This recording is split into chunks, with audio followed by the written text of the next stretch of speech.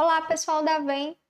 Vamos para a nossa terceira aula do módulo de terapia intensiva adulto, que é sobre intervenções fisioterapêuticas na UTI. E nesse módulo, nós abordaremos um pouquinho especificamente sobre a mobilização precoce na UTI, os seus protocolos e suas indicações e contraindicações, que são bastante cobrados em provas. E aí, nessa aula, nós vamos ver as indicações e as contraindicações à mobilização na UTI, dividida por sistemas, né? Então, a gente vai ver as principais indicações e contraindicações respiratórias, cardiovasculares, neurológicas e algumas outras condições gerais. E, por fim, a gente vai falar sobre alguns protocolos de mobilização na UTI. Então, pessoal, já colocando vocês aqui imersos, né, no ambiente de UTI, a gente tem um paciente sendo mobilizado com auxílio da equipe, com o uso de um dispositivo, né, que é um andador, e ainda, né, sobre ventilação mecânica invasiva, né, ele está ali traqueostomizado com o uso de um ventilador, né, tem um circuito ajudando esse paciente a respirar, né, porque provavelmente ele perdeu, né, pela sua doença aguda, essa capacidade de respirar sem auxílio.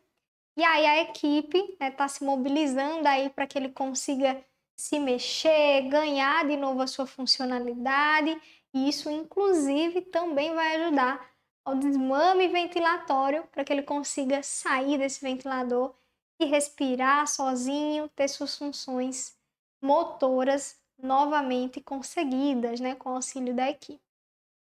Então, pessoal, para a gente saber se pode ou não mobilizar esse paciente, existem alguns critérios na literatura e isso é cobrado na sua prova, tá?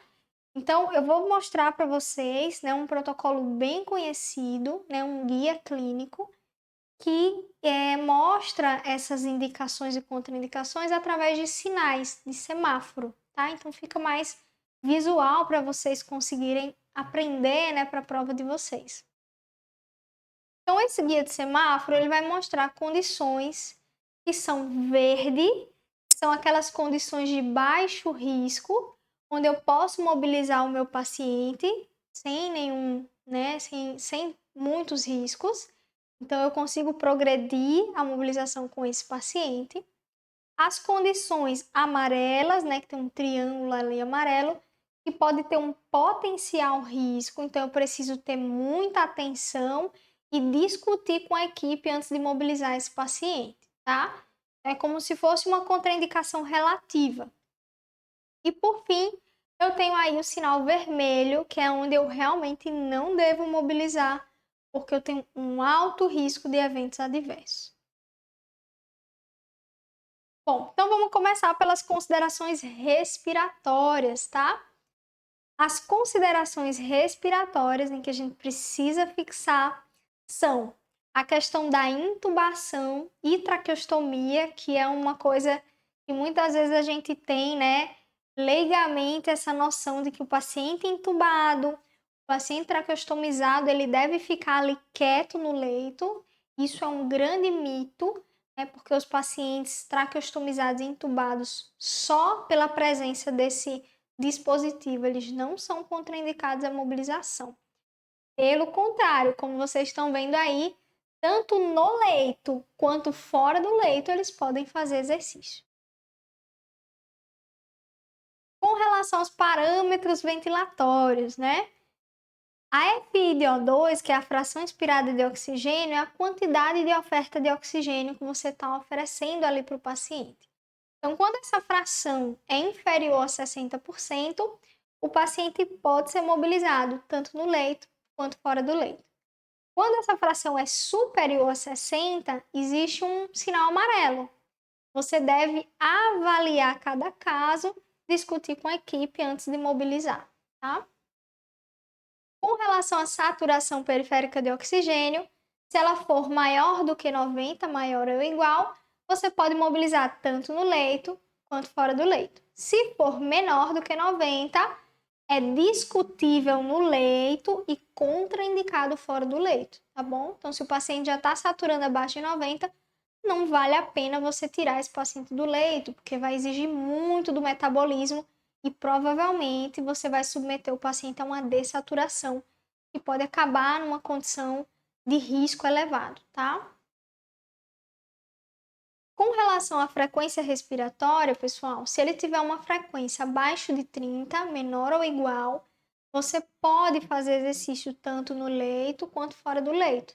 Então, tem alguns pacientes que ficam ali com uma condição pulmonar mais deficiente, eles fazem um padrão de taquipneia leve, mas que eles conseguem se manter, né, em homeostase com aquele padrão. Então, isso não é uma contraindicação, tá? Agora, se essa frequência for maior do que 30, aí de fato a gente tem uma contraindicação relativa, o sinal amarelo, né? Você precisa discutir com a equipe e avaliar cada caso para decidir se vai ser benéfico ou não esse exercício, tá? Existem outros parâmetros específicos, como por exemplo a ventilação oral de alta frequência, que ela contraindica a mobilização fora do leito, né? E tem uma contraindicação relativa no leito. A PIP, né, que é um parâmetro associado ao ganho de oxigenação, à abertura alveolar, quando ela é maior do que 10, isso exige uma atenção especial, tanto no leito quanto fora do leito. E quando ela é menor do que 10, o paciente pode ser mobilizado, tanto no leito quanto fora do leito. A presença de assincronia ventilatória, ela não é uma contraindicação absoluta ao exercício, tá? Ela é uma contraindicação relativa, então você precisa avaliar bem o paciente. Muitas vezes, na prática, a gente consegue corrigir com alguns ajustes ventilatórios e, estando resolvida, isso não impede nenhuma mobilização, tá bom? E por fim, pessoal, as terapias de resgate, né? Isso também tem sido cobrado em prova, tá?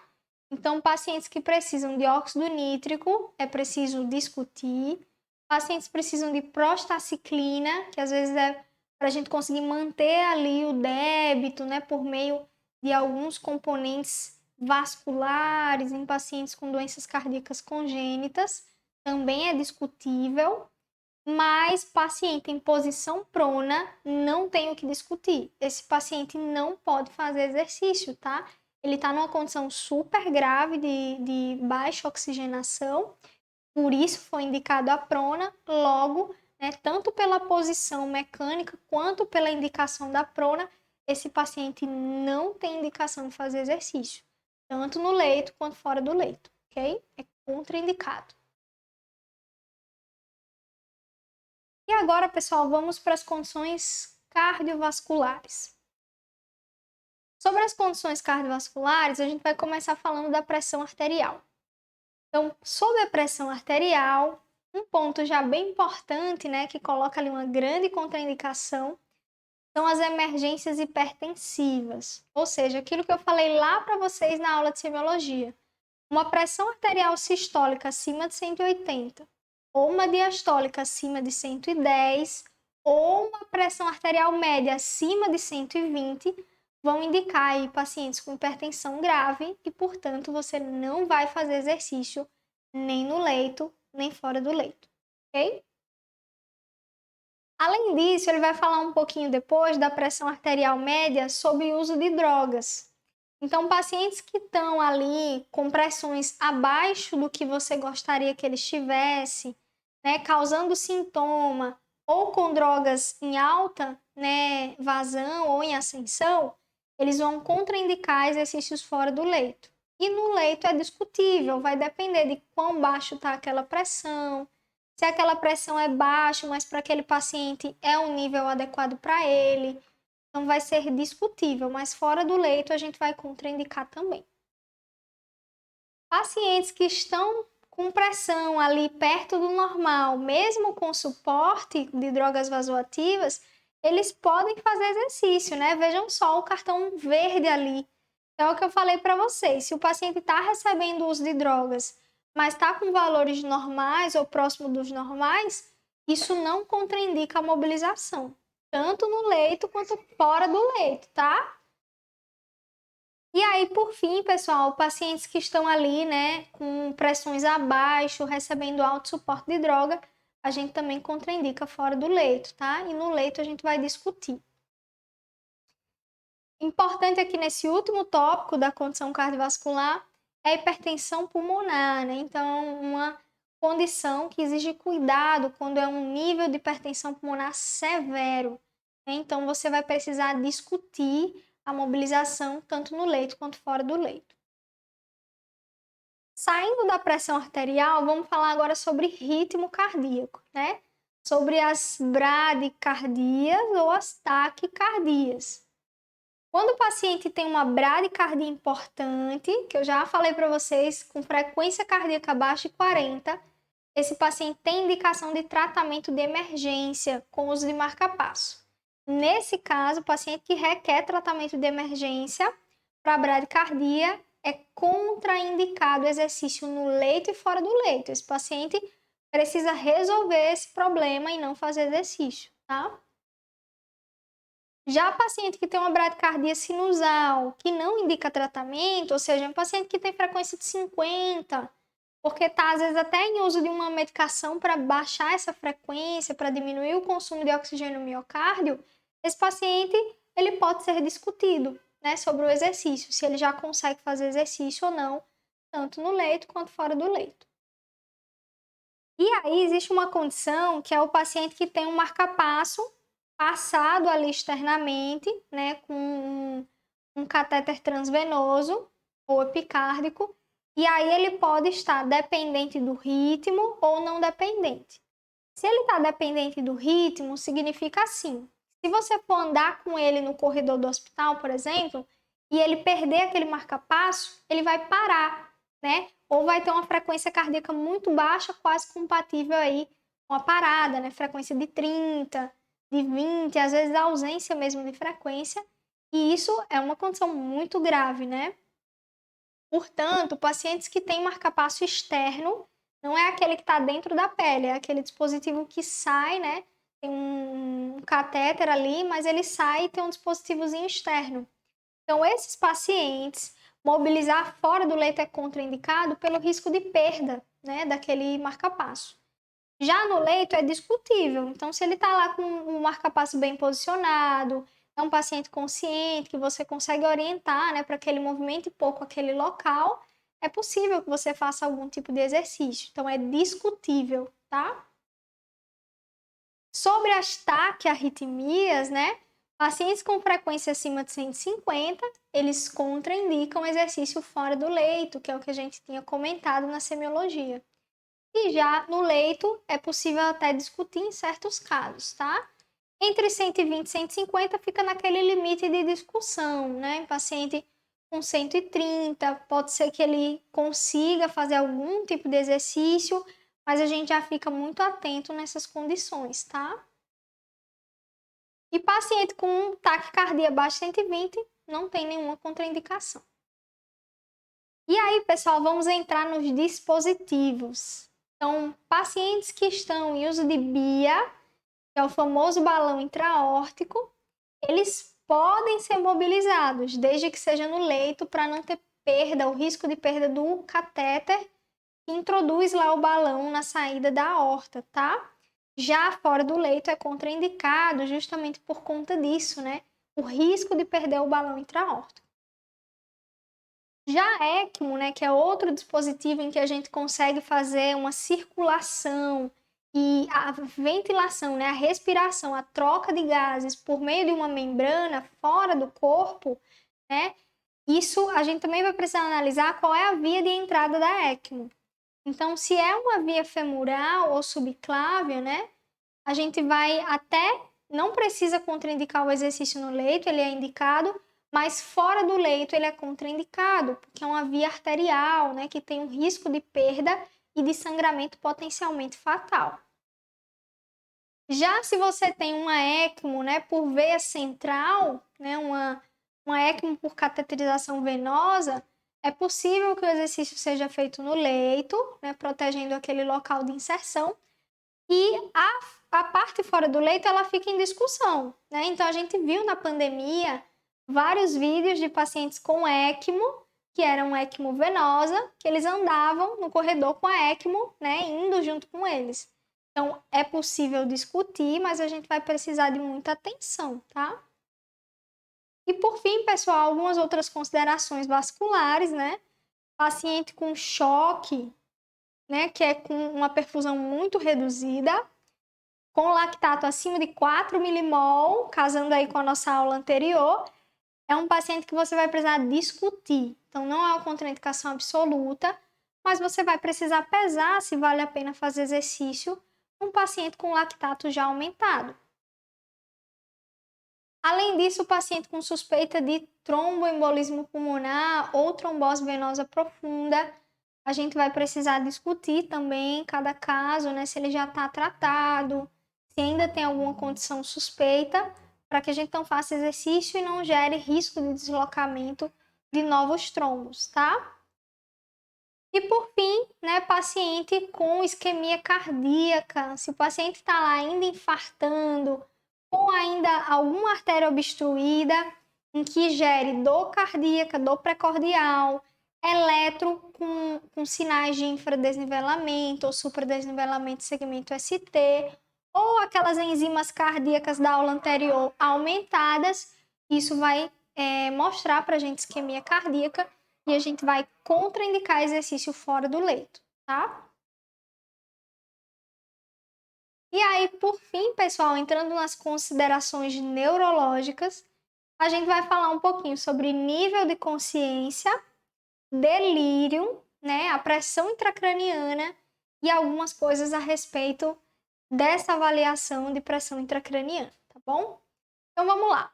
Sobre nível de consciência, então a gente tem ali a avaliação pela RAIS, que é uma escala de nível de consciência e sedação. E a gente vai ver ali que pacientes com RAIS de -1 a +1, eles podem ser mobilizados, tanto no leito quanto fora do leito.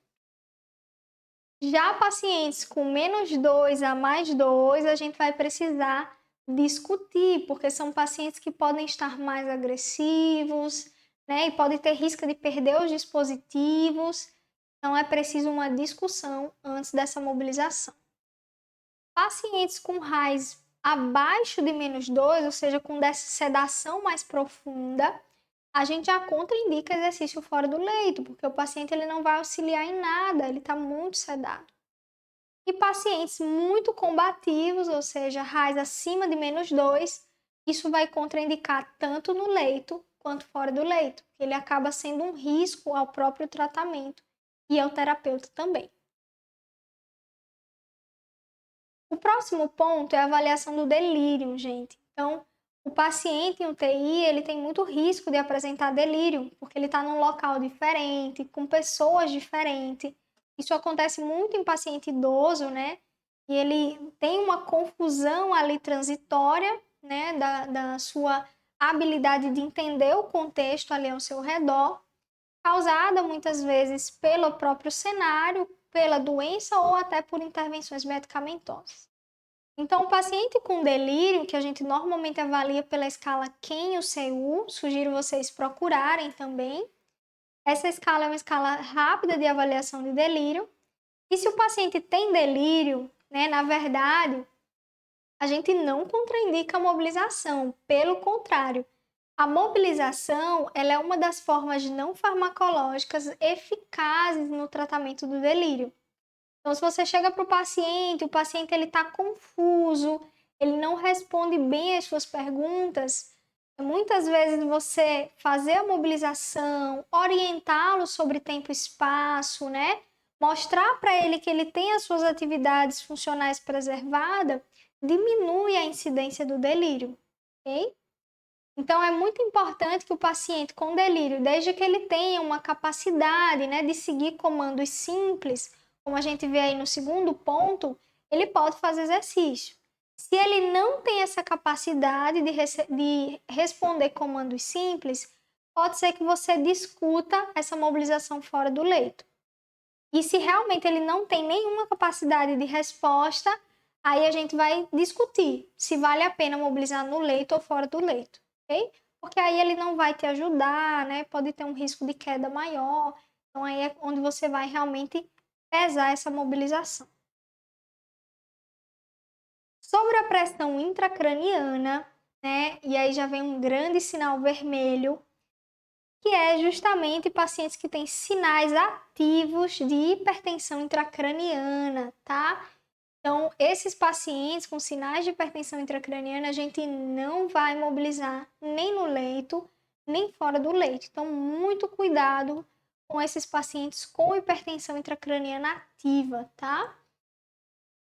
Já pacientes, né, que têm uma pressão intracraniana sem monitorização, né, e sem atividade de hipertensão, né, a gente pode observar, né, isso não é contraindicado a mobilização no leito, e aí a gente vai precisar discutir se é indicado já a mobilização fora do leito.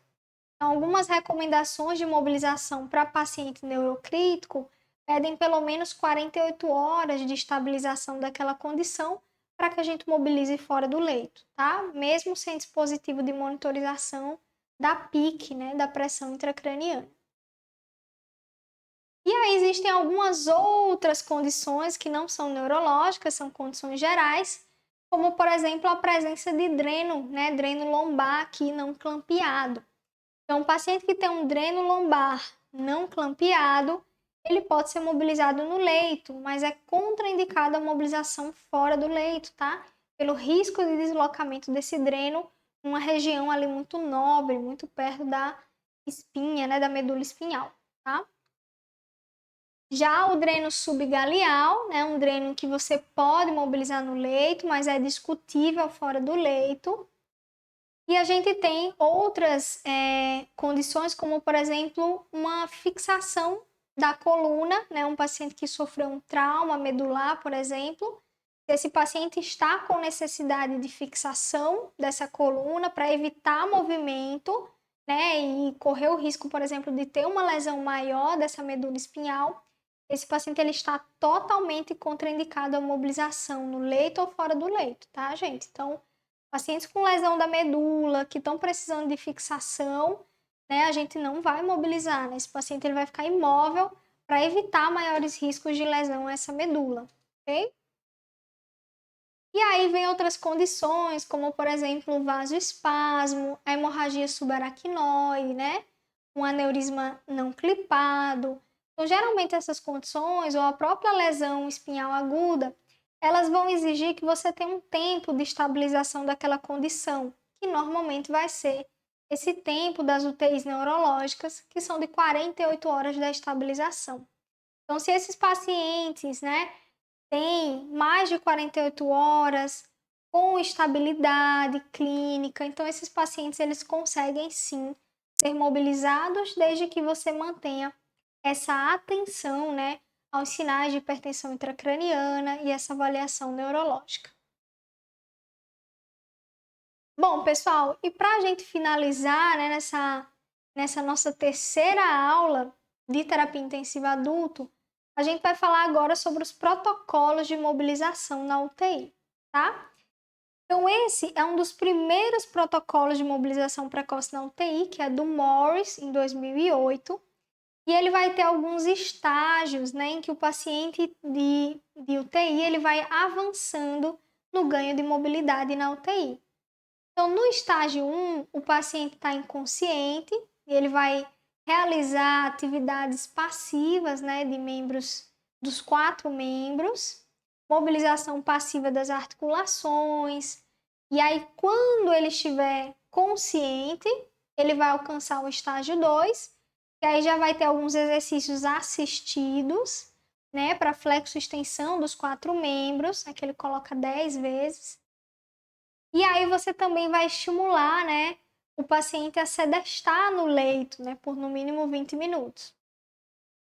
Quando o paciente, além de consciente, tem uma força acima de grau 3 para cada músculo naquela avaliação do MRC, ele vai para o estágio 3. Nesse estágio, ele já vai começar alguns exercícios ativos e resistidos, né, contra a gravidade, e vai começar a se posicionar sentado na borda da cama, né, onde ele já precisa ter um equilíbrio de tronco. E ele vai começar também a fazer ciclo ergômetro de membros inferiores, que vai progredindo de 3 minutos, 5 minutos e 10 minutos. Quando esse paciente atinge uma força de quadríceps maior ou igual a 3 no MRC, Aí a gente já começa a pensar no estágio 4, que ele, além dos exercícios ativos resistidos e o ciclo ergômetro, ele vai começar a se transferir para a posição ortostática, tá? E por fim, a gente tem o estágio 5, né, onde ele realiza todos esses componentes de exercício, mais o treinamento de equilíbrio e a deambulação, para que a gente devolva para esse paciente aquela função principal do ser humano, que é de se deslocar, né, de conseguir andar, se deslocar no espaço. Então, pessoal, esse protocolo é importante, ele é cobrado em algumas provas, né? Principalmente em relação aos seus desfechos, né? Então, quando ele foi testado, a gente começou a comprovar a importância do fisioterapeuta na UTI com a mobilização precoce. Então, o que a gente observou nos estudos? Que esse protocolo ele conseguiu reduzir o tempo de internação na UTI e no hospital. Ele gerou um maior ganho de força muscular periférica, né, através da avaliação do MRC, diminuiu o tempo de ventilação mecânica invasiva e diminuiu a incidência de complicações pulmonares. Então, esse protocolo ele começou, né, abriu as portas para o uso da mobilização precoce na UTI e os seus efeitos benéficos, né? Então, já trouxe aí uma comprovação de vários efeitos positivos da mobilização precoce na UTI. E aí as provas de concurso podem cobrar de vocês, né, quais são os efeitos que a gente já tem relatado e como, né, esses protocolos eles progridem, né, em relação à força, ao MRC, ao nível de consciência, quais são os componentes básicos do protocolo, então, a progressão das posições, deitado, sentado, em pé, deambulando, né, os exercícios que variam dos passivos aos ativos e resistidos, o uso de dispositivos como o ciclo ergômetro, né? A progressão de tempo, né? Ele progride ali de 3 minutos até 10 minutos. Então, tudo isso são questões que podem ser cobradas sobre a mobilização precoce na UTI. E por fim, para a gente finalizar a nossa aula, existe esse protocolo, que é um protocolo mais atual, baseado naquela escala de avaliação de mobilidade, que é a IMS, né, em que eu consigo planejar a minha mobilização baseado nos pontos que o meu paciente atingiu na IMS. Então, por exemplo, se eu tenho uma IMS de 0, que é o paciente que está ali sem nenhuma atividade no leito, eu posso planejar só a sedestação, né, só o posicionamento sentado passivamente, para que ele tenha esse estímulo 2 vezes ao dia ali, ó, e ele fique nessa posição sentado, né? Isso ajuda a redistribuição de líquido, melhor funcionamento do diafragma. Então, mesmo que o paciente não possa fazer exercício, eu posso ter uma prescrição ali de posicionamento. Outro exemplo, por exemplo, né, o paciente que está lá com IMS de 1 ou de 2, que já consegue fazer exercícios no leito, eu posso ter um plano ali de 30 minutos, onde eu vou programar dentro desses 30 minutos exercícios ativos, né, de acordo com a possibilidade individual do paciente. E aí, pessoal, esse planejamento ele vai progredindo conforme o IMS avaliado. Então, eu tenho lá o IMS de 3, com planejamento de sedestação e equilíbrio na beira do leito. Eu tenho IMS de 4 a 6, que aí o tempo já vai aumentando, com plano de 45 minutos. E aí vai progredindo de ortostatismo, equilíbrio sentado, equilíbrio em pé, sentar e levantar, até o nosso nível máximo de IMS, que é o de 7 a 10, onde eu já tenho um planejamento de 60 minutos de atividade, onde ele vai incluir principalmente a atividade de caminhada, da deambulação, para que esse paciente ele possa progredir dentro desse objetivo funcional, que é de liberar ele da UTI caminhando ativamente e de preferência de forma independente, né? Então, por isso que ele vai progredindo ali do 7, com dependência ali de algumas pessoas, até o 10, que é sem a dependência de nenhum suporte, nem de pessoas, nem de dispositivos, ok?